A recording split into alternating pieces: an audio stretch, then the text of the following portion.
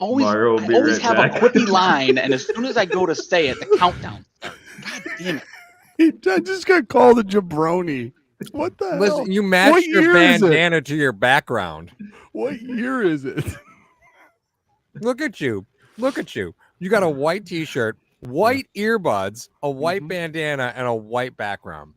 Keep it up, Paul. He's going to order a hashtag bandana. You wait one of these weeks. Get him out now. Get him out now. We should take a bet on how many logos can appear on Mario's head. There's probably a lot. I'll be a walking billboard. I'll be like Warrior from the 90s. It is a big forehead. Paid Plenty sponsorship. of Let's surface area go. there.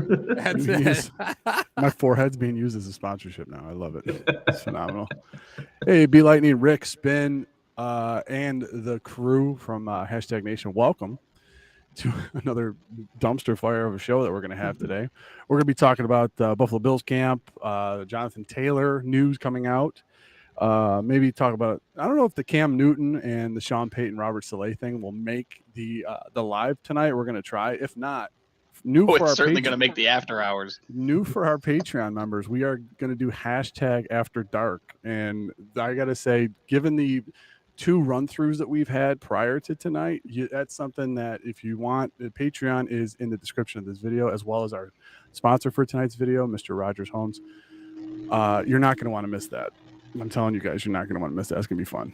But as always, you can find us on all of our socials, TikTok, Twitter, Instagram, and Facebook. All episodes will be on iTunes and Spotify in association with crier.co. Guys, I don't want to get too overexcited about camp because it's camp, but Jesus, there's some nice things happening at camp. I know it's on air, and I don't want to get too excited because then I'd be a Dolphins fan. But come on, Mario, it's overreaction season. It's camp with no pads. Time to overreact. Let's do it. Can any of you other social media pundits tell me what a stan is? I don't understand what that means. Ryan, you could someone who's because I stand for a lot of things. It's someone who supports a cause unconditionally and argues for it on a regular basis. All right. I thought it was a playoff of fan. I had no idea what it is. It's white knighting. It's basically what it is, right? It's just white knighting. Oh, yeah. Paul, you and I have familiarity with that. We sure do. And both of you have been accused of white knighting on more than one occasion. Without a doubt. Yeah, without a doubt. And listen, Mario got his first taste of, man, can you believe, can you imagine what the Bills offense would have been like if they had drafted this guy? Mario, you got your first taste of that this week. Your very first taste. We just talked about this last week with Paul's and Jordan Matthews, and now we get to talk about Mario's. Yep. Andy Isabella is now on the roster. That's right. And as the owner of a Buffalo Bills AJ McCarron shirt, I support this signing. This wasn't my call, though. This was Mario's. Mario loves Andy Isabella. I did. Loves Andy Isabella. And here's why.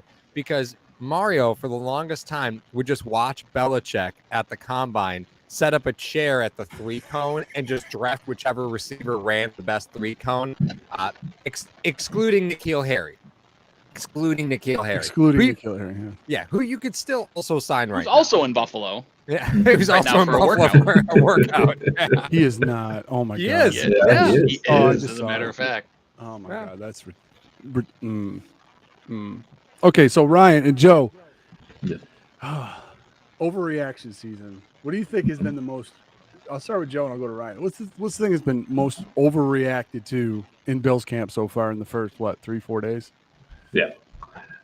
How good Ed Oliver looks. I am sick and tired of every single year in camp hearing how good Ed Oliver looks. Ed Oliver looks great. He's going to have a monster season. Yada, yada, yada, yada. Like, shut up. Do something. Do something. Like, I'm sick and tired of hearing about how good he looks in shorts. That's wonderful. With his omelet on. That's wonderful. We had Von Miller last year for half a season. He still did shit. So, like, I just don't understand. I don't understand the love for Ed Oliver. I really don't get it. But that's just me. Did Joe just turn into MJF? That's the greatest thing I just Heel started. Joe. Little glimpses of Heel Joe every once in a while. Little glimpses. Wait till after hours. Oh my God. All right, Ryan, what do you think has been a big overreaction in Bills camp so far? Oh, so overreaction. I think it's got to tie into the Jonathan Taylor conversation we're going to have later. But there's actually people out on social media going, "Why would we trade for Jonathan Taylor? They've got James Cook. He's looking great in camp." Like, if that's not an overreaction, I have no idea what is. Like, we're going to talk about James Cook. It's great to hear that things are going well for him and that he's flashing the hands and he looks good. But I mean. Come on, Jonathan Taylor, like that's an overreaction if you're going, nah, they don't need Jonathan Taylor. Whether you can make Taylor work or not, to say we don't need Taylor because we have insert name here, if it's not Christian McCaffrey, don't finish that sentence. Like, that's where Jonathan Taylor is in terms of talent wise. So that's the biggest overreaction for me, was since the Taylor news broke, there's been more than one person I've seen online say they don't need him because they have James Cook. And that's a problem. And shocker, Jim Irsay is erratic. You know, like, shocker, Jim Irsay got involved in personnel issues, and now their star player wants to get the hell out of Dodge. This is par for the course with the Colts, right? This is often happens when Jim Irsay is deeply, deeply involved, right? But this doesn't go far from the conversation of running backs, right? Because you see running backs all over the league right now saying, "Listen, I'm up for a franchise tag. I ain't coming." Right? You can pay me. You can offer me $10 million on the franchise tag. It's not. I'm not coming, right? And players are now trying to work out at least deals of 3 to 4 years while they're on the franchise tag tender. But I think it just goes to show that, like, for running backs now, it is officially turn and burn season, right? So Jonathan Taylor's an interesting conversation. I don't know of how you can say the Bills offense would be worse with him at the helm, but there's no way you're getting a player like Jonathan Taylor without giving up a player like James Cook. Like, I just don't see a scenario where the Colts aren't asking for that. Mario, I'm the same way. You're wearing the whiteout jerseys for the Colts. So. I am wearing the whiteout. It's amazing. No, I'm doing quick maths here. So you guys keep talking. Hold on one second. I gotta do some quick maths. Quick maths. All right. Are you gonna show your work, or are you just gonna do the math in silence? We'll just sit here and wait. I'll do like you guys have any trouble talking when I'm not talking. It's Microsoft Calculator, dude. Carry the 1. Hold on. That's 18. Yeah. Oh, this is not good. Okay, so Paul, remember we talked about it in the car. Now I have a number. I talked it over with my brother. A lot of times it happens with these running backs. This could probably go into a conversation talking about the running backs as a whole, why they're not getting paid, the evolution of the passing game in the NFL, and a bunch of other things. 2,500 touches has been like the number that we kind of discussed, where the running back starts to lose, some of that savvy, some of that stuff, moxie. He starts to just go off a cliff. You know what I mean?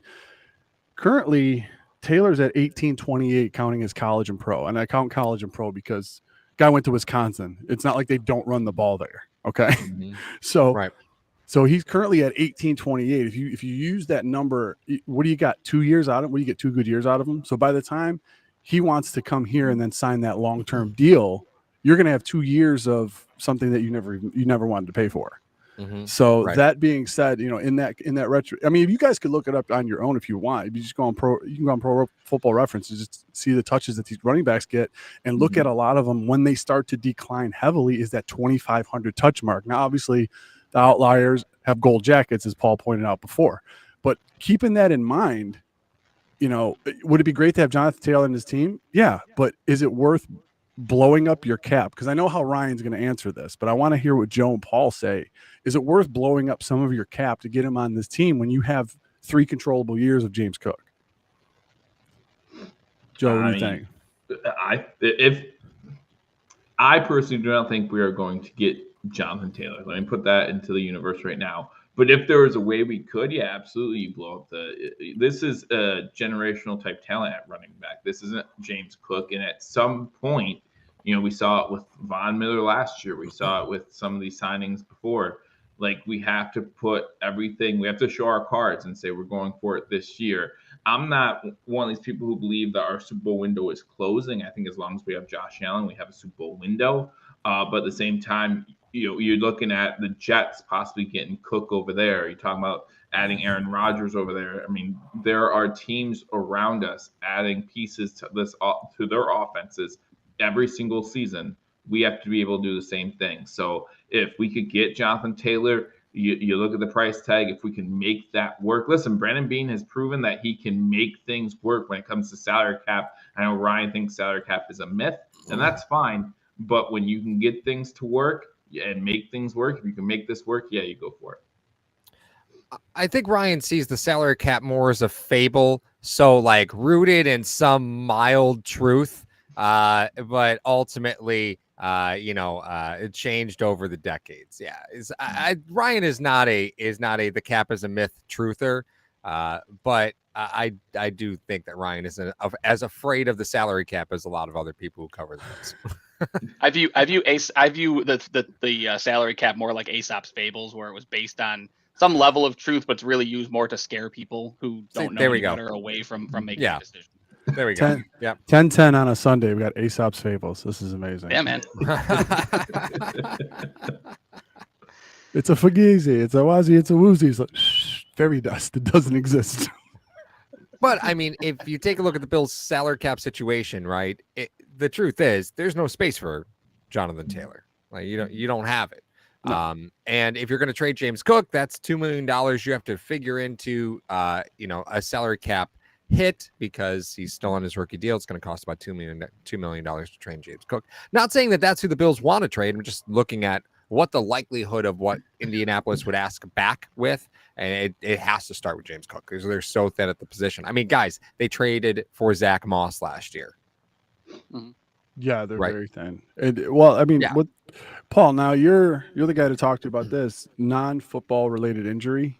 They're thinking of putting Taylor on that. Yeah, that's weird, right? Yeah, and I think that's one of those countermeasures that they're using to be like, listen, all right, we're going to put you on this for 2023. If you don't play it down, your contract carries over to 2024. Let's see how people like you then. Right.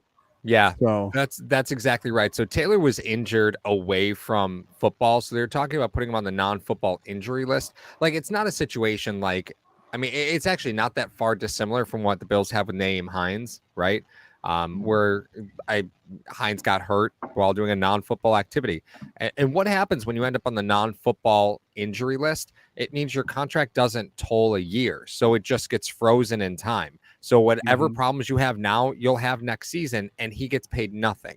And it is justifiable underneath the collective bargaining agreement. Now, is it ethical? That's probably a different story, right? Yeah. That's different, because if his back injury is only something that's going to delay him for a few weeks, that's a lot different than what Nyheim Hines just went through. So it's interesting how we're having this conversation about the Colts, and they both revolve around Colts running backs, Nyheim Hines now with Buffalo. But that's a situation, again, I don't think, if you're Buffalo, are you just going to injury settle Nyheim Hines at this point, right? You just restructured his contract. Like, you're kind of behind the eight ball a little bit there. Like, there's a lot to do in the running back position in Buffalo, and unfortunately, Nyheim Hines is just an example of, something that went bad. And that's the problem with restructuring deals. When you restructure a guy's contract, you're planning on him playing for you. Yeah. And here we are, and Nyheim Hines is going to miss the entire 2023 season. Yeah, I mean, and the threat of the NFI list for Jonathan Taylor is essentially the Colts playing hardball and saying, we're not going to give you the opportunity to hold out. We're going to just slap the NFI on you. We're going to roll your contract the next year and essentially put you under team control for the next 3 years, because, going into your year 28 instead of your year 25, which next year would be, and looking at a franchise tag.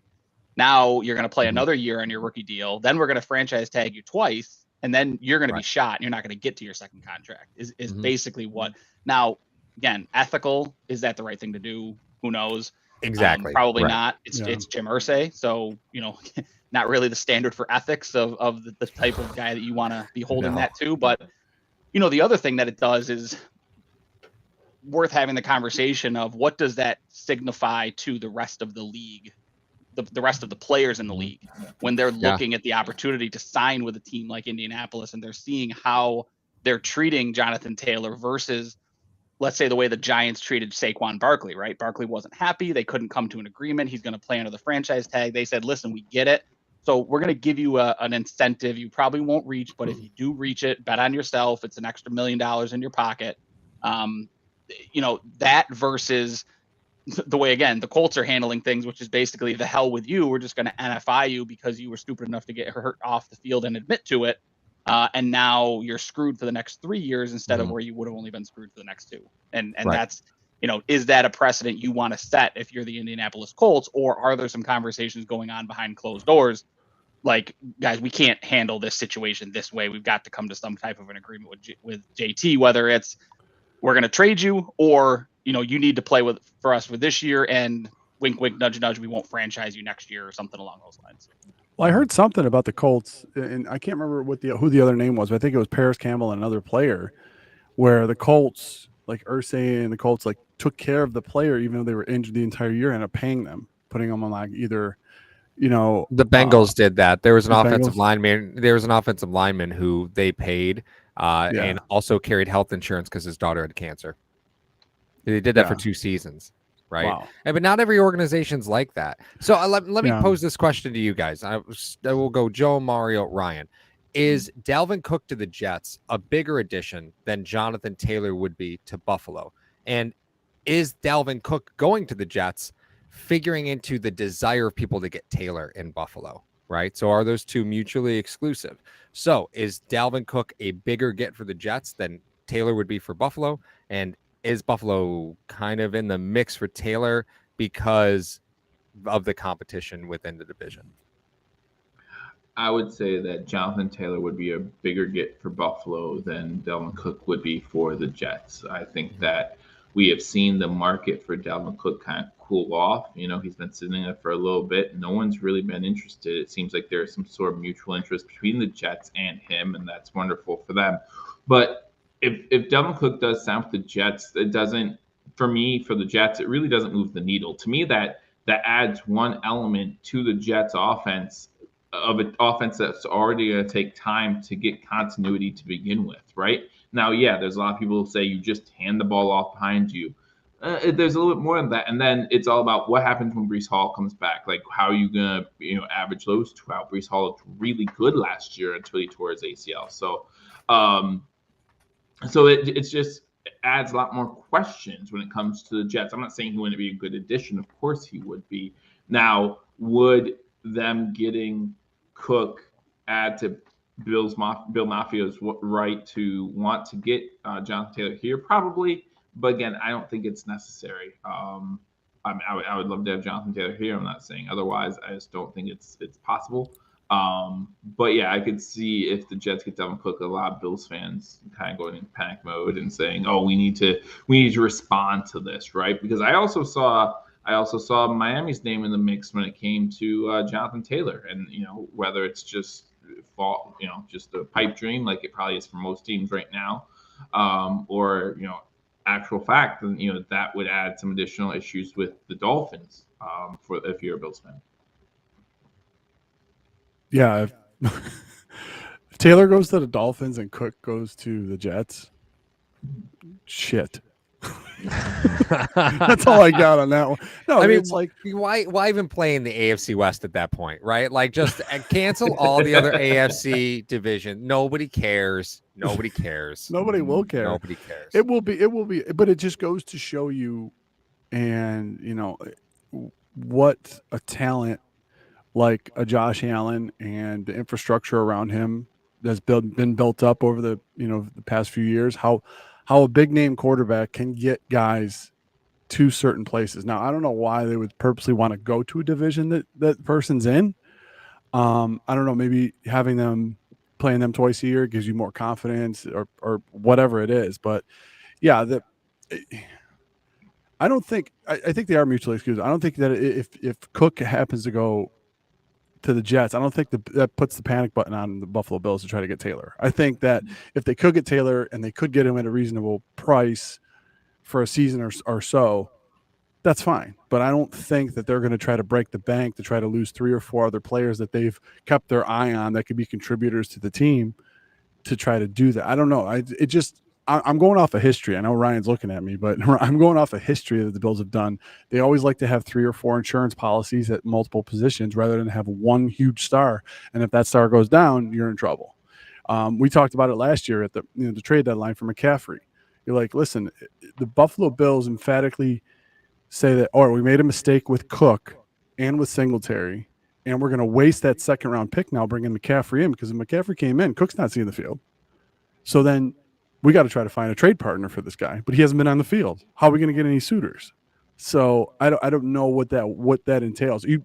Cook would have to go to the Colts if you brought Taylor here. I don't think there's any other logical connection that happens. They'd rather have a running back for 3 more years that has some explosiveness, that they can control their deal. But then would Cook even want to go there? Like, he has no choice in the matter. But, he's seeing how they're treating Taylor. If he has a couple breakout seasons, they're going to be like, yeah, well, we're done with you. Mm-hmm. Yeah, I mean, let's be, I think Joe did it first. Let's kind of route this conversation in reality here, right? Jonathan Taylor, when the season starts, is going to be an Indianapolis Colt. I think when the trade deadline comes and goes, I think Jonathan Taylor is going to be an Indianapolis Colt. I don't think he's going to get traded. Just the fact that Irsay, came out and said that they're not going to trade him. He was very emphatic about that. He's under team control essentially for the next 3 years. It doesn't make sense for them to move him unless they get blown away by a package. Miami doesn't have that ammo. I think, again, we can kind of be honest about that. They don't have the ammunition to go get it. Buffalo has enough depth. This conversation is strictly under the fact that when a name like Jonathan Taylor gets thrown out there, a team like Buffalo has to at least pick up the phone, right? Mm-hmm. Like it's a responsibility that Brandon Beane has as a GM to make this phone call. And I think it's something that fans understand, that when you're this close, the cusp of being, a team that's going to make it to the Super Bowl, you can get there now. Jonathan Taylor definitely would put you over the top. You have to have this conversation. Mm-hmm. Right. And let's not forget, Ryan, that like we've seen Kansas City do this season after season. They added LaShawn McCoy, they added Le'Veon Bell. Like, going and getting veteran backs is the team that you're chasing. That's what they've done. I think Taylor's in at a different level in his career than those players were when they were added. But the fact of the matter is, you can't say the position's totally devalued when the team you've been chasing literally does this every season. And they went out and got Jerick McKinnon. McKinnon was not far off of signing like a $60 million deal. He got some absurd deal from San Francisco, right? So Kansas City's been doing this for quite some time. Yeah, and again, talents like Jonathan Taylor don't become available every day. And if he is legitimately available, your responsibility is to call, see if you can make something happen. Like Greg Thompson threw out there, like, is Dane Jackson, Boogie Basham, and a 2nd round pick enough to get a deal done for Jonathan Taylor? I don't know. I mean, if they're thinking of putting him on the NFI list, they may be resigned with the running backs they have behind Jonathan Taylor. So, I mean, that type of deal, if that gets the job done, I'm perfectly fine with swallowing that. What that means for the future years, do you give him a big contract? Do you make it a contingency that, hey, come play for us for 1 year? We won't franchise tag you. You can hit free agency next year. Again, there's a lot of things that go into it. At the end of the day, I think he's going to be a Colt. But back to the question that Paul asked, Jonathan Taylor is leaps and bounds a bigger impact to any football team than a 28-year-old Dalvin Cook is. Like that. That's just the reality of where we are with the running back position right now. Dalvin Cook is a free agent. He's still a free agent. And there's a reason he's still a free agent, because teams don't value this position to the extent that Dalvin Cook wants that money. If he goes to the Jets, I have no idea what the Jets are doing, because Breece Hall, by all accounts, is going to be ready for week 1. It's like, what are we doing here? If you're a Jets fan, and your team goes out and signs Dalvin Cook before Breece Hall touches the field in training camp, you need to throw up alarm bells and go, what's going on with Breece Hall? Is he not going to be ready for the start of the season? Is his injury worse than maybe what we thought? Is it taking him longer to come back than what we thought? Because all that Dalvin Cook signals is there's a problem with Breece Hall, and we're not sure when it's going to be resolved. So we need to have somebody ready to step up week 1 and potentially longer. When Breece Hall comes back, what does that backfield look like? Does Dalvin Cook resign to the back? Is he a backup? Is he a change of pace back? Is he going to be okay with that? There's a lot of things that go into that. I mean, Dalvin Cook, by all accounts, thinks he's still a starter in this league. So if all things equal and his options are the Jets and the Dolphins, why wouldn't he go to Miami? I mean, in what world would he not go to Miami in that instance? Because Miami doesn't have anybody that's going to take carries away from him. Who's going to be 32-year-old Raheem Mostert? Like, that's not a thing. So, I think Yeah, I mean, I get the if you're a Jets fan, the feel good story of Aaron Rodgers comes in and he recruits all these guys to come play for our team, and we're clearly going to be better because Aaron Rodgers is a better GM than any GM in the league. You know, I mean, Alan Lazard, okay, 28-year-old Dalvin Cook, okay, like cool, you can bring these guys in, but I mean, what does Dalvin Cook have left in the tank? I mean, he's reaching that 2,500 carry mark that Mario is talking about. You throw in receptions as well, he's already above that in terms of touches in the league. So, you know, I don't think Dalvin Cook moves the needle at all for me, for regardless of what team he goes to. He probably moves the needle a little more in Miami than he does in the Jets, but I don't think it's enough on either side to overtake Buffalo in the conference. Like, for whatever reason, some people are saying it might. Well, is this? I mean, as you were talking through that, Ryan, I kept getting the feeling of Leonard Floyd and Von Miller. Like the Buffalo Bills, as soon as the Bills signed Floyd, I'm sitting there going, "Is there something wrong with Miller?" Like, are they clearly just going for depth? I know it's a completely different positions, but you're sitting there going, Von's been posting all these things on Instagram where he looks like an Avenger. And you're sitting there going, well, what's going on here? And then they sign Floyd, and you're like, well, what's really going on? Or did they sign him because they're not sure of what Miller's going to do or how he's going to be week one? Or is it all the other guys behind them, including, Shaq Lawson, going to get traded, I mean, the difference between the two, right, is Breece Hall last year, when he overtook that job, that was his job, right? There was no ifs, ands, or buts. He was touching the ball 25 times a game. He was the full-time running back. Von Miller, even when healthy for Buffalo, wasn't playing 50% of the snaps. So you had to find another guy to take the other 50% of those snaps because you didn't have anybody on the other side, right? Like, you had Rousseau, who played really well, who was a really good pass rusher. Mm-hmm. You had to find somebody to take the other 50% of the snaps from Von Miller because Andy Epinesa isn't it, and Shaq Lawson isn't that type of player. Mm-hmm. So there was a legitimate need regardless of when Von Miller comes back. I don't think that's the case in New York unless there's a bigger problem with Breece Hall. And Mara, I didn't see it that way, right? And I think Joe will probably agree with me here. I saw the Leonard Floyd signing as them saying, okay, hold on. We got problems at the linebacker position, and the best way to cover that is to beat the living hell out of the quarterback with our front four, because at that point, the linebacker group is just going to do what the linebacker group does, and we can survive, right? So, and I think Joe probably agrees with me there. So, to me, the Leonard Floyd signing was more about we need to make our pass rush more effective because we know we're losing Edmonds. You have Milano, but you've got a collection of guys at the middle linebacker position that you're very, very unsure of. You signed Taylor Rapp because you're probably going to play a bunch of nickel, right? And, there's a lot going on in that second level.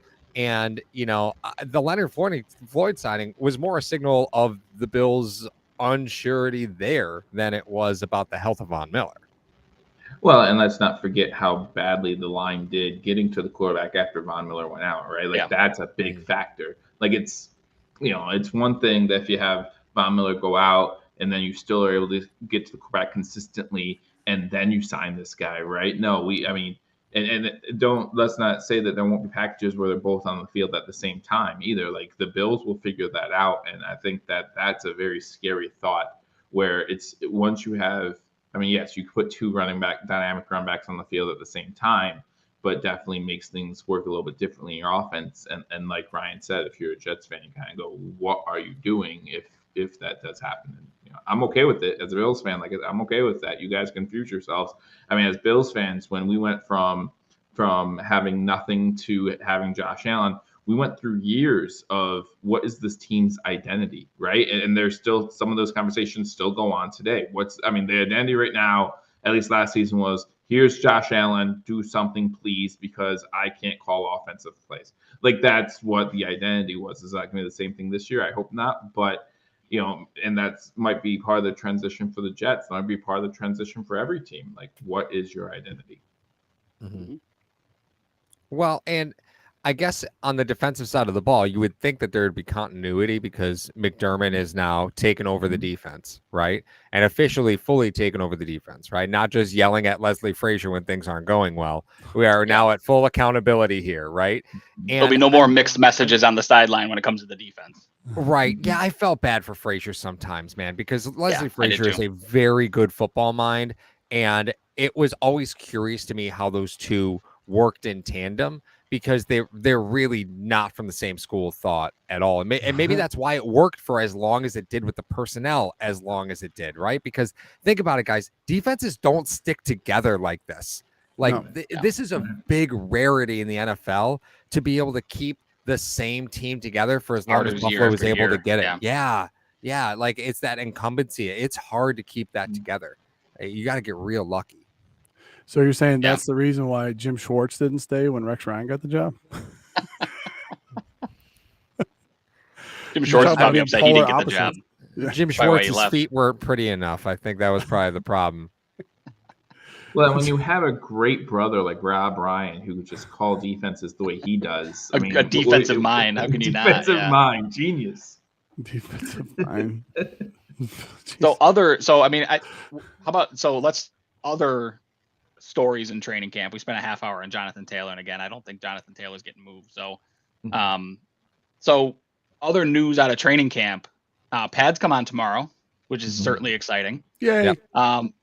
But so we've got other position battles going on. Middle linebacker, sounds like they're rotating pretty heavily for the most part. It's been all three guys have seen time at that position. It's cornerback 2. It sounds like Elam got first crack at things today, but Dane Jackson, by all accounts, is first guy up in camp at this point. And it sounds like what we talked about with Torrance taking over that guard position. It sounds like it's becoming a thing. He's getting more and more snaps with the ones as camp has waned on, and they're actually starting to work Bates in at the center position with the 2s, which finally was the first time that's happened. So the first time today, Bates has taken snaps with the 2s while also working in 1s at the guard. So curious what you guys think is the most interesting of those 3 to look at. I think we'll talk about all 3, but the most interesting of those 3 is insert answer here, Mario.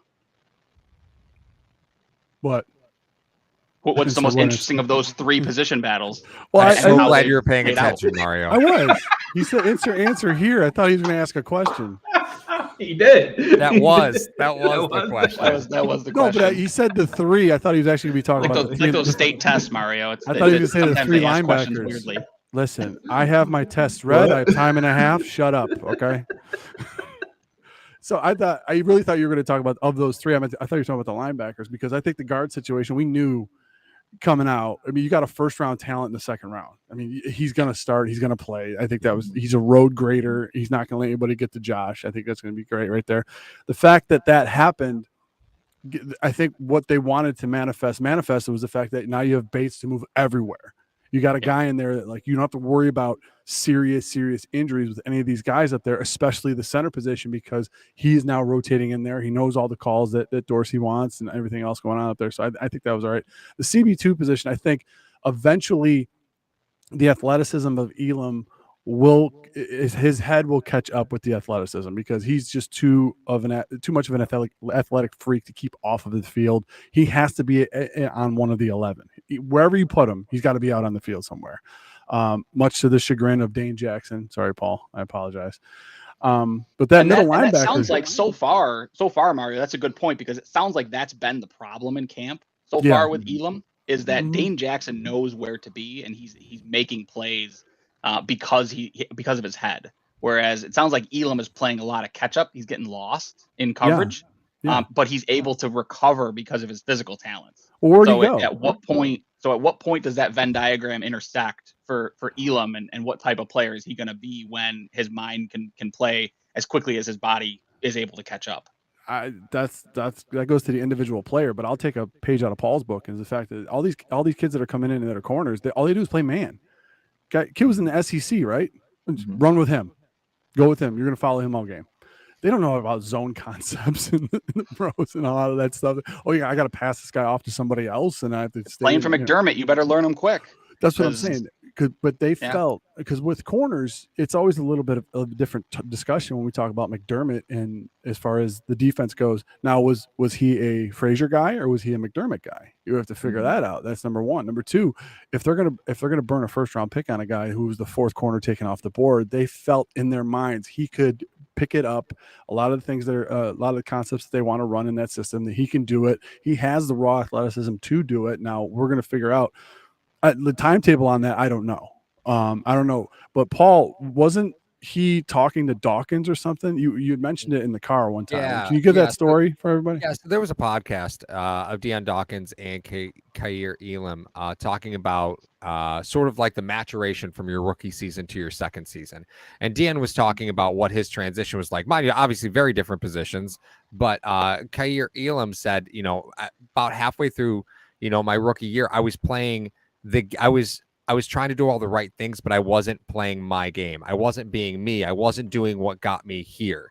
I was doing what I thought was the right thing to try and fit the scheme, and I wasn't where I needed to be. And that's 100% correct. I'm glad that Elam had the ability and foresight to look at that and say, okay, I'm not where I need to be because I'm not using the skills that I developed and earned this spot. But in camp, incumbency matters, man. So whenever we talk about this, like I think the Osiris Torrance thing is a bigger story because Buffalo finally invests in a guard and they get him those snaps right away, right? Yeah. They're like, listen, we're not going to play this game of sort of tackle, sort of guard. We drafted a guard. Let's put him in a guard spot. Whereas, you look at other storylines, right? The guard position's more impactful to me right now than Kair Elam figuring it out because he's a first-round pick. He's going to get plenty of opportunities to figure it out. He's going to get plenty of opportunities to figure it out. Well, yeah, but let's also not forget we traded up to get Elam too, right? Like we traded up 2 spots or something like that to get Elam, so there's a little more value there. But yeah, I think he's going to figure it out. Just a matter of time. Joe, is it a good problem to have when you've got 3 guys fighting for one position? So is corner, is it like a depth position where it's good to have multiple options, or is it kind of like a quarterback where if you've got 3, you don't really have one? Right now, it's a fine problem to have. Come the second week of preseason, I don't like that problem. Like I want same thing with the linebacker position. Between now and the second or third week of preseason, someone needs to take over and say, this is my job. Whether that be Spector, who is apparently really good at controlling the huddle when he's in there at linebacker, which is really important. And if that's his best, attribute, then that's awesome. And that's something that McDermott's really going to look at. Or whether it be Elam finally letting his athleticism and knowledge of the game take over and be that number 2 cornerback that we need. Because we also have to consider the fact that going into last season and going into this season for Kair Elam, 2 totally different things. We didn't have Trey White at the beginning of last season where we have a fully healthy Trey White. Now we have a lockdown number 1. And that's something else that hasn't been talked about here that's been talked about at campus is Trey White and how he's been responding and how he's been, really playing well so far in training camp. So I also saw that, and I think Ryan, you told us about it in the prep chat too. Jonathan Taylor just tweeted out that he never had back pain. Just pointing that out. That's kind of funny. Yeah, never had back pain, never asked for a trade was his tweet. So I do want to say that coming into the preseason, right? I don't think preseason games for Buffalo in those battles are necessarily something you need to pay a ton of attention to because that job is earned in practice. Like McDermott's proved that, right? The job is earned in practice. The job's not earned in preseason games. So your first preseason game, your second preseason game, maybe a little bit, right? Like the truth of the matter is that linebacker position, that guard position, that CB2 position, those are earned in practice. They're not going to be earned in games. And now with the entire league having to cut half the roster, you may see guys playing who Buffalo really doesn't have a ton of interest in retaining because they're trying to hide the things that they know they want to hide, right? Because you got to cut half your roster. And Buffalo in the past, and McDermott has been very pro player in that they like to feature guys in those 3rd and 4th preseason games so that they can catch on somewhere else if and when they get cut. So I'm right there with you, Paul. They've shown a history of playing guys that they don't have any intention of keeping on the roster for the explicit purpose of like, hey, this guy can play. Let's find him a roster spot. I mean, how many former Bills darling running backs have found roster spots because they've been featured heavily in the offense for Buffalo? And McDermott was actually asked about that today after practice was like, do you have a time in mind as to when you would want to know who those starters are at that position. And he goes, yeah, I do have a timetable in mind. We're not even close to it.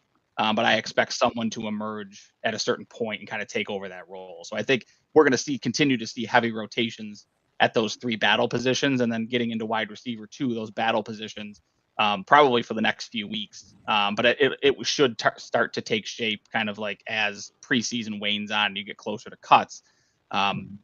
Reports, it'll be closed by that point, training camp, but reports out of camp will start to come in that, Dane Jackson saw all the 1 reps today in practice, and it's going to be kind of clear as to who won that battle. So we'll see how it shakes out. But I agree with Joe at the start of the question was, it's a good problem to have right now. It's not a quarterback situation where if you've got 3 guys battling for the position, you've really got to worry about that position. It's only positive to say that you've got 3 cornerback 2s right now, because you're going to need depth at that position as the season wanes on.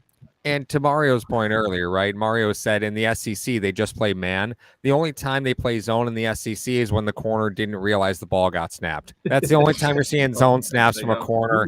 That's it, right? No, but I think it's a great Speaking point. of zone coverage, can we talk about Poona Ford's pick sticks today? Mario, you want to take that one? Well, Bumbling? I love fat man touchdowns. Those are amazing. Well, didn't Allen hawk them? Well, Allen was on the sideline for the interception, and then hawked him down, and tried to strip the ball from him. But hey, big man's got wheels if it takes a while for Josh Allen to run you down. That's for sure. I think we need to go back to last week's debate of what Poona Ford's catch rating is on Madden, because that's where you got to get that bump from Poona Ford, that Madden rating. Yeah. Now, I want to know how Kyle Allen didn't see Poona Ford drop into coverage on a screen pass. That's what I want to know. Poona Ford brought in to make Ed Oliver the bane of Joe's existence at the top of the episode. That Poona Ford is. I'm okay with that. Like, Ed Oliver, prove it. Like, come on. I hate those when they drop them. You could see why the Bills don't run screens in the regular season. Maybe I remember watching Justin Zimmer that drop because they're back running a lot of screens in practice. Joe, I know they they need are, the screen game to come back this year. Yeah, they're running screens in practice where everyone can see them. Deter you from screens. Bring back the screens. Screens are important too. Everybody can see the screens. Everybody can record the screens and have footage. And I just remember watching Justin Zimmer drop into coverage, and you're like, he has no earthly idea what he's doing. They said, drop 5 yards, stick your hands in the air, and then just do this. Right, it was kind of like when Kyle Williams did it, right? Where he's like, "What do you mean drop into coverage?" They just said, "Just back up a few steps." You mean I'm not going forward? What the hell? That's how Mario Williams blew out his ACL, man. Can't make the big boys go backwards. Can't make the big boys go backwards. Was it Sammy Watkins in like the 4th preseason game that got like 12 targets on one drive, and then they traded? They got traded like 2 days later. Yeah, they traded him right after. Yeah, it was Kids Day. I was there. That was so funny story. Funny story about that. I was at that game, and I was at that game because my son played at halftime. He got to play at halftime, and he scored a touchdown on the field. And it was so funny because they were on the sidelines and they're saying hello to all the players, and the players hung out with them. It was really, really cool experience for them, right? Mm-hmm. And he was, all the kids were so excited to meet LaShawn McCoy and meet, all the players and Shaq Lawson and those players. And then Sammy Watkins just wanted nothing to do with the kids. Had no intention. Lo and behold, he got like 48 targets that game. Got traded 2 days later. That's right. He's like, fuck them kids. He's mad because the kids were showing him up. He saw kids scoring touchdowns. He was like, listen. No. Well, yeah, because whenever the kids caught the ball, they'd run with it. Much unlike Sammy Watkins. Yeah. Stop, drop, and roll, Sammy's. Yeah, it does bring up an interesting point that when it nears the end of camp, what is McDermott and a lot of these other teams going to be doing? Are they going to be showcasing certain guys to try to see if they can get a trade partner? Or are they showcasing them to try to say, hey, listen, you're not going to make it here, rather than cut you and put you on our practice squad, which we'd love to have you. We're going to showcase you. Maybe one of the other teams are going to like what they see, or whoever you talk to during draft time, maybe that you have a shot over there. But yeah, I mean, it's going to be part and parcel, right? It's going to be, it's going to be part and parcel. It's going to be going to the players and saying, hey, we're going to be honest with you right now. You're not going to make the roster, or you have an uphill battle to make the roster. but we're going to feature you week 4, and we're going to let you get the lion's share of the snaps. And then they're going to go to other teams and they're going to go, hey, we're going to cut this guy, and you can either let him go through cuts and take the risk of trying to sign him to to a free agent deal, practice squad deal, something like that, or you can toss us a 6th, 7th round pick, something to that effect, and make sure he's on your roster going forward. So I think it's beneficial for both the player and the Bills to make sure that you feature as many of these guys that you view as fringe roster players. Because again, let's be honest, if you're a fringe roster player for the Buffalo Bills, you're going to make the roster on a lot of teams in this NFL. Like you're in a position to be a player that can make an impact on a lot of teams in the NFL, because the Bills are not the Bills of the 2000s where you're the one, hoping that guys get cut out of camp so you can sign them and have some additional depth. You're cutting guys that are legitimately good players. I mean, Jordan Phillips may get cut. Tim Settle might get cut. Like, those guys are starters on a lot of teams in the NFL. Same thing with Paul saying Shaq Lawson. If he winds up getting cut, like, he's a starting defensive end on a lot of teams in the NFL. So you feature them week 4 and you call around to teams and go, hey, if you want them, let's talk what the deal looks like. We'll make sure he gets onto your roster, and we'll make sure he's got a spot. And that goes for the player too. Point and note, there's no week 4 in the preseason. Remember, they went to 3 preseason games, right? So the schedule of that goes faster, right? So that's why I said, but it's week 4 in that the week 1 is the Hall of Fame game. So they call it right. So, yeah. Right. But the Bills are only going to play 3 preseason games, that's why that schedule of that matters, right? So your first week of preseason, that's when you're going to get the idea as to who's going to be playing where for I guess, right? Buffalo has no reason to reveal any of that, right? Like it's going to be real hard to determine what's nonsense and what's not. What's rotational? Let's get this guy going because he was recovering from an injury, so we got to see what he looks like right now. Like, I expect Ike Bucker to play an absolute ton, right? Because there's a guy who's coming back from injury. You got to get reps to know, is he rosterable? You don't know. Yeah. So Ike Same Bucker with Jordan Phillips. Yeah, exactly. If you look at Jordan Phillips and Ike Bucker, and if you see, they're playing like in snaps that matter with the rest of the starters, they're playing 75% of snaps with the rest of the starters. That doesn't mean anything, right? Because those are guys you have to determine how rosterable they are. And again, Jordan Phillips' contract, very movable, right? Like very movable. So settles. Yeah, that's right. So that's the game now, right? So, and that's why, like, the middle linebacker debate. I love the debate. Love the debate. We are going to have no earthly idea who the starting middle linebacker is on this team till week 1 of the actual NFL season, and even then, I wouldn't promise you that. Especially because Bernard apparently got snaps at weak side today too. So not only is he rotating with the ones in middle, he's rotating in at the weak side position. Like, does that give him a leg up though? Do you think, because he understands both positions? I mean, he was gonna make the roster. I think it would definitely be, if he was like a fringe guy, you would say, yeah, that's gonna give him the inside track of making the roster. I don't think there was a world where Terrell Bernard was gonna get cut. If anything, it may be a detriment to him that they're now starting to rotate him in at week, because now it's kind of like the Ryan Bates situation, right? Where it's, hey, you're not going to win the starting right guard position, so let's get you some meaningful reps at this other position that you might need to step into. So, we'll see. I don't think Bernard's by any means out of it, but I don't know that I'd take it as a positive that they're starting to rotate him, for him at least, in terms of a starter position, that they're starting to rotate him in at the weak side position. Well, that may be something for Dorian Williams. I mean, he's not picking it up as fast. That's why, Bernard's going. I mean, Dorian Williams was a 4th round pick. I don't know that it was reasonable to expect him to be able to step in and win 3rd round pick. Starting position. 3rd round pick. Was he a 3rd round pick? 3rd round pick. Okay. Yes, sir. Hey, Apex. Fair enough. He maybe should have been a 4th round pick. Maybe should. That's probably where the bookmark is in your brain, Ryan. You're like, hey, he should have been a 4th round pick. But again, Williams not being in the conversation, that's better for Buffalo, right? Because that's a guy, again, if you want to keep him around, he's got to make your roster, right? Otherwise, you got to put him on waivers.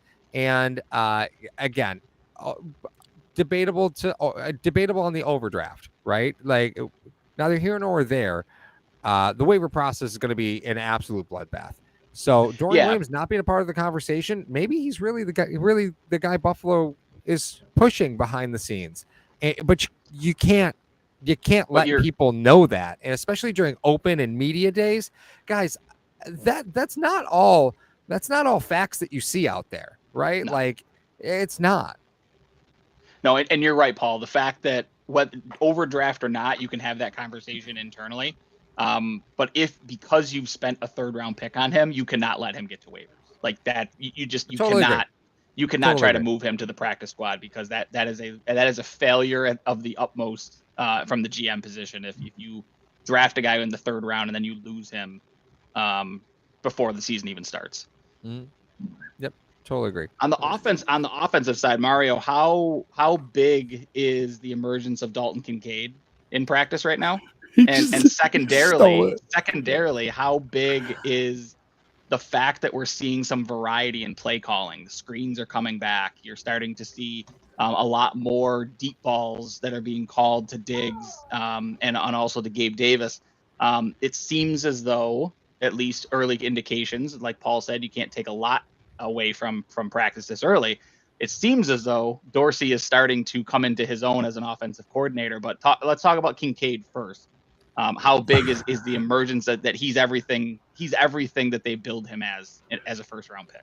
Well, I couldn't get over the fact that you were foaming at the mouth at some of the highlights from camp, but it's great to see. Did you see the highlight though? I mean, good God, man! He turned a 6-year veteran inside out. It was on Dean Marlowe. Stop it. I mean, he's a 6-year veteran in the NFL. I know. I'm just messing around, but no, it is great to see some guy like that, because it's very easy for some of them guys that come in at 1st round talent. You have such the high expectations for them, and they're like they're not getting it, or this is happening. But you know what? I've been going, looking around the NFL with a lot of these things that are going on with the 1st round picks. I'm saying a lot of like positive things that are going on in camp. So I don't know if it's just to showcase these guys, if it's really easy right now, and we start getting in the nitty gritty of the season, it's going to be more of a mental battle than a physical battle with some of these guys. So, but what has come out of camp so far in Kincaid, that's great. I think a lot of the play calls that are coming in camp, I think Dorsey's just testing some stuff to see how it flows. I mean, there's certain plays that you can run offensively and you're sitting there and you're going, that just looks ugly. Like there's no flow to it. There's no rhythm. There's no nothing. And with, I don't want to harken back to this. I know I made a joke about it, but you have people watching these practices. So you go, oh man, they're running screens, they're doing this, they're doing that. Spin brought up a great point in the comment section. He said, listen, because Allen is such a threat to take off with his legs, you know what? DNs don't really fly up the field to try to get him. They're always trying to play a little bit of contain. So it's kind of hard to run those screens a lot of times when guys are just flying up the field like that. And with the practices going the way that they are, guys are just kind of going through the motions. They're running the screens. They're doing a bunch of different things. And maybe word of that gets out to other teams. Hey, they're running screens now. Okay, maybe we got a plan for this. You know what I mean? Like we would say it a lot of times during the end of games last year. If you're beating a team by 20 points, start throwing a few plays out there that you're never going to run, just so teams have to plan for it.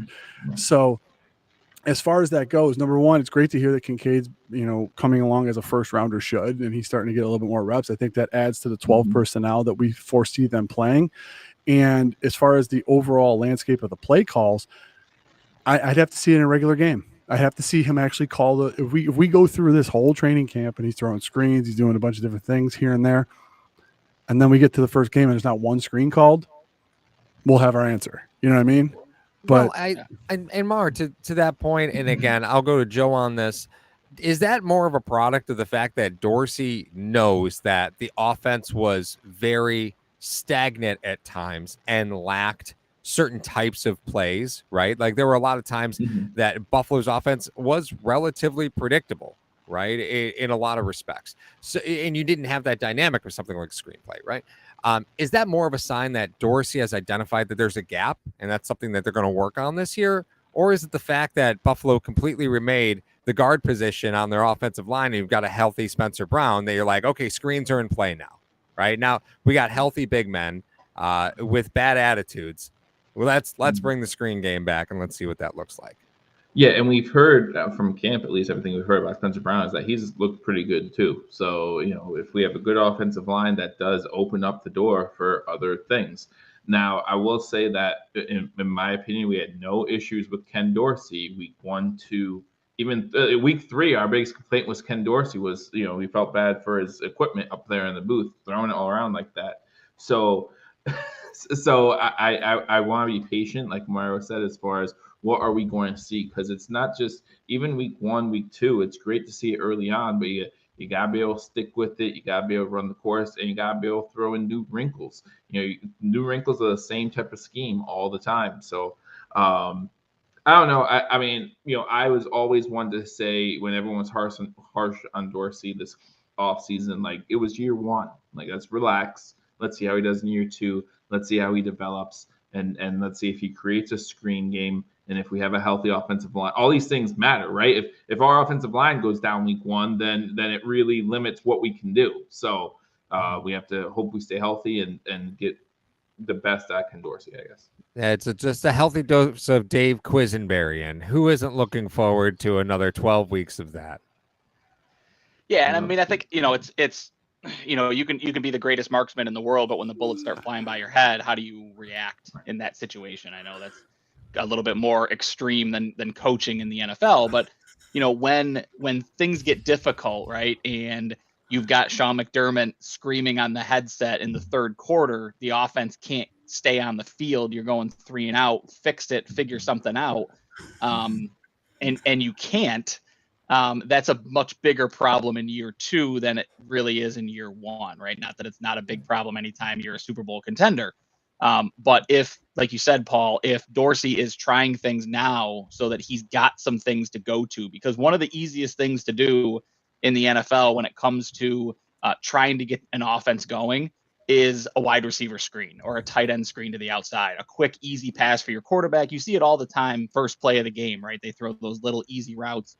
Rookie quarterbacks run a lot of those types of routes because they're things that are easy, pitch and catch, get blockers in front of a dynamic playmaker and let them run. Those are the types of things that you have to be able to go to when your offense starts to stall and get stagnant. And if you can't do that, like the Bills, for whatever reason, have not been able to for the last, since Chan Gailey was the offensive coordinator. I think that's the last time we saw a legitimate screen game for the Buffalo Bills. You've got guys that, by all accounts, are dynamic with the ball in their hands. James Cook, Dalton Kincaid in college, even looking at guys, Khalil Shakir and Deontay Hardy, these are guys, Sherfield, these are guys that are faster than a lot of other guys on the field, get blockers in front of them and let them run for a long time. You have to be able to make those types of play calls. Andy Isabella, potentially. Yep. So I think seeing them in practice, because again, you could watch training camp last year, Mario. I think maybe you could count on 2 hands how many times you saw a screenplay in camp last year. And it seems to be that they're running them very consistently this year. I think that's, hopefully nothing but positive, that they're adding at least another tool to the toolbox for Dorsey going into this season. You assuming I can count. That's amazing. So cute. All right. I do have one thing. Emma, are you transitioning to something? Yes, to the end of the episode. Okay, I do have one small debate before that, right? So we talked about this a little earlier. Sean McDermott taking over defensive play calling. Scale of 1 to 10. We'll go scale of 1 to 10. Scale of 1 to 10. How concerning that is for you for challenge management, time management, and timeout management, right? With him now being the defensive play caller. Because let's be honest, I think we could gripe about each one of those 3 categories with Sean McDermott, right? And now he's going to be even more distracted by having to be the defensive play caller. So with all that being said, scale of 1 to 10, is Sean McDermott being the defensive play caller going to have a positive impact? The positive impact would be a 10, right? Negative impact, that's going to be a 1 on those 3 categories: timeout management, challenge management, and overall clock management. So wait, is 10 I'm super concerned, or is 10 is I am so happy he's the defensive play caller, because now he'll be very focused to take care of those 3 problem areas. Okay, gotcha. And one making is sure this, that the chat understands as well. And one is one is you're the island of Japan and Godzilla has landed. That's where we are. Okay. Of all references you could pick, that's the one you settled on, huh? That's it. Okay. I noticed in the chat, M. Matthews changed their comment immediately after you explained that. So I'm glad. 10, 1. Good from 10 to a 1 immediately. Warcoder asked the best question. Which Godzilla? That's a fair point. That's a fair point. That's a very fair point. So why don't we go left to right? So that's Ryan, Joe, Mario. All right. I mean, I don't know how much worse he could get by taking on the defensive coordinator calls. So, I mean, I'll say like a 4, I guess is the best I can do. I mean, listen, it's been a struggle for McDermott since he took over the head coaching position. He's been poor at clock management at best. He's been unsuccessful at best when it comes to challenges. And he frankly can't manage timeouts to save his life. So, I was hoping that there would be some type of an announcement made, upon him taking over play calling duties, that they were hiring some type of, I don't know, Gen Zer that plays a ton of Madden to take over those responsibilities, or at least be in his ear to talk about those types of things. I mean, everybody, it's a big joke, but nobody manages a clock better than Madden players, right? Like, how to run the clock, when to call timeouts and things like that. But the fact that Apex just pointed it out, just beat me to the point, but the fact that you lost a game in the playoffs because of a 13-second mismanaged clock situation because you didn't know what to do and there was confusion as to how you handle the kickoff situation, like, that's as big as it gets. And by all accounts, he hasn't gotten any better with that. You saw Miami last year. They lost because they couldn't manage the clock at the end of the half, and they wound up settling for no points as opposed to potentially getting into field goal range or even getting a touchdown in that situation. The Minnesota Vikings game, same thing. They mismanaged the clock. It wound up with too much time for Minnesota. They go down and they tie the game, and you wind up losing the game in overtime. Like, it's just been a comedy of errors throughout McDermott's time, and I don't see how additional responsibility helps that. I guess the counterpoint could be, unless there was friction between him and Frazier, and there was some type of a miscommunication, there was some type of infighting that was going on that we're not privy to, that resulted in his attention not being fully on the game itself. And now he's defensive coordinator. He doesn't need to worry about what philosophy is being run, what plays are being run, because it's his system, it's his guys. He knows what's going on. Maybe that frees him up. I guess that's the counterpoint. But I don't think that there's any way to argue that this is a positive for his ability to manage things that he's been poor at managing thus far. I mean, if you're not good at one thing, adding more responsibility to your plate isn't going to make you better at that one thing. I don't know, Ryan. Garbage plates are pretty delicious, and there's a lot going on a garbage plate. All right, Joe, you're up. Love a garbage plate. I don't know. I think the question was, how much more concerned are you? And I'm not, because like Ryan said, I was concerned when this all started. Like, you can't trust him to do anything right when it comes to timeouts, clock management, challenges. Like, you just know it's gonna be a shit show. And I know I have to sit here and watch and tell you guys, oh, wait, he called another timeout when he wasn't supposed to. Like, I know that's coming. And it's annoying. But again, it comes from the Andy Reid tree, right? That was Andy Reid's problem for such a long time. Maybe this will be like Ryan alluded to. Maybe he'll feel like he only can use timeouts on offense or something now. And so he won't use them on defense. He'll have a defense figured out. I don't know. Who knows? But I don't trust McDermott at all when it comes to clock management challenges. I remember a few years back, Mario, you actually said that, sometimes you can use a challenge if you know you're going to use a timeout. And so getting a challenge wrong isn't a bad thing anyway. But I feel like you should still have a decent percentage, and he doesn't. So, but as far as 1 to 10, 5, sure, why not? But he sucks. At clock management, guys. At clock management, all right. I mean, I would say this is the shitty part about going last, is the fact that I had points both that Ryan and Joe said. I mean, Paul knows that I always mention that where McDermott came from. He had 2 coaches, Reed and Riverboat Ron, and you can get 2 further guys off the spectrum of how you're going to learn how to be a head coach from, or learn or be in the room with. I think, and Paul also knows, and you guys should know this as well. If you call a timeout on defense, I want to throat punch you. That's the dumbest thing ever. Right. The timeouts are for the offense always. So maybe Former quarterback, guys. Don't former quarterback. But Paul, Joe started it, and it got my gears turning, and now Mario brings it up again. Is it possible that there were so many timeouts used on defense because of the fact that it wasn't McDermott's defense and he didn't agree with the call that was called out onto the field? Is it at all possible that Frazier was the one that made the call, McDermott disagreed, so we called the timeout to have that conversation? Does that change now because it's McDermott, that the McDermott's call is going to come out from the field? So what's he going to have to call a timeout about? Do you know how many times we had to see a timeout on 2nd and 10 after a TV timeout? Like, you know how frustrating that is? That's the most, and it was mostly Dorsey. It was mostly, I know we like to talk about McDermott's timeouts, but it was mostly Dorsey calling them stupid timeouts. 2nd and 4. All right, hold on. TV timeout. Let's call timeout now. It's just so stupid. Like, I don't understand it. Like, you're not, maybe, like I said, maybe it should be illegal to call a timeout on 2nd down. They should just protect coaches from themselves. You can't call a timeout on 2nd down. 2nd down doesn't fucking matter. So you need that get back guy that get back guy that McVay has, because he's always on the field. Somebody just grab McDermott by the wrist and go, nope, no timeout call. No, he reaches for the flag. They just grab his wrist. You're not challenging this one. Nope.